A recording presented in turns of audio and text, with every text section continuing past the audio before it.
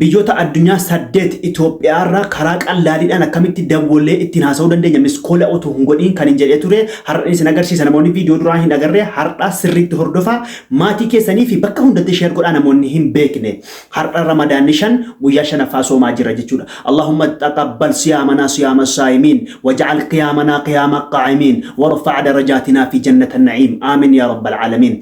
Namoonni Itoophiyaarraa miskoola godhuun alatti biyyoota 8 Saudi Arabiyaa Dubaay dabalatee Kanaadaa biyyoota 8 Ameerikaa dabalatee dawwaluu barbaadan viidiyoo kana dhaggeeffadhaatii walii sheer godhaa namoota hin beekne biraa maatii keessan biraa gahaa suutumaan na takataalaa isiniin jedha. Kana hin beekne sirriitti na hordofa namoota hin beeknee fi nasihaa urjii 9 gizee 3 gootanii masalaalii gootanii sana booda okeetti gootanii suutumaan na hordofa.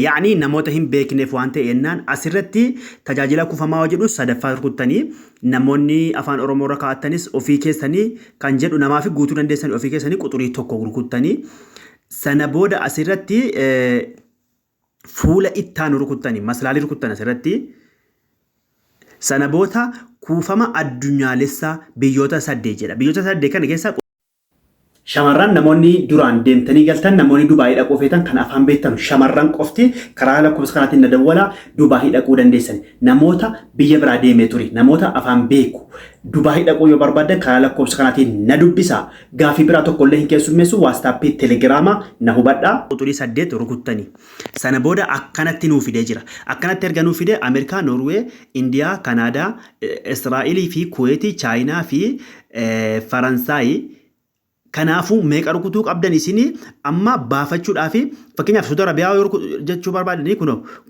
masalaalii yoo rukuttanii amma asirratti immoo maal jedha Awustiraaliyaa, Jarmaanii fi Keeniyaa, Naayijeriyaa fi Saudi Arabiyaa, Suudaan, Dubaayii jedha. Kanaafuu of duuba deebitee baafanna ammaanii isin agarsiisu ammaa xiqqoo kun haa rukuteetan of duuba deebi'a. Gizee of duuba deebi'a akkanatti deebi'a quxurii tokko rukuteen naqaa qaaxxataa asirratti masalaalii rukuttaa. Bakka amma maaliin godha quxurii 8 rukuta. Khalaas quxurii 8 erga rukutee ka'e quxurii tokko rukuta. Quxurii tokko rukute kana keessa asirratti isinii fide guyyaa tokkoof jedha torbaan tokkoof jedha ji'a tokkoof jedha. Isin kana keessa mee kan ji'a tokko rukutee isin ilaala quxurii 3 rukuta.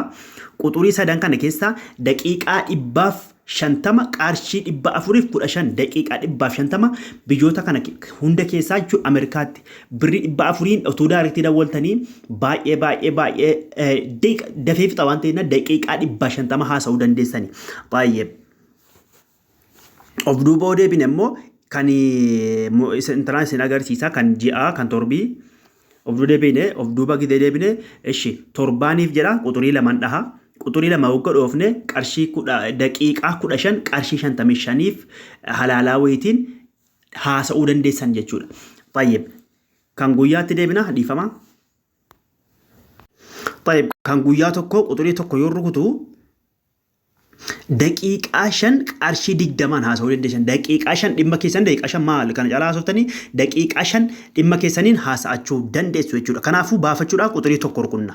Quxurii tokko yeroo rukunne lakkoofsa keenya lakkoofsa tokko itti rukunna. Lakkoofsa tokko hoggatti rukunne akkatti san itti goonaa salaamu alaikum fudhatee jira jechuudha. Akkasitti daqiiqaa 5 birrii 20 haasa'uu dandeenya. Tarii. Romsee har'aa kana fakkaata walii sheer godhaa waan isiniin galle immoo gaafadhaa isiniin jecha.